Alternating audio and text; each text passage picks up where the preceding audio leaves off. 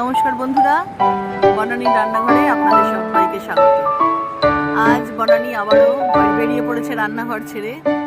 আজ আছি কলকাতা ইন্টারন্যাশনাল এয়ারপোর্টে, নেতাজি সুভাষচন্দ্র এয়ারপোর্ট যেটা। তো আসুন আজকের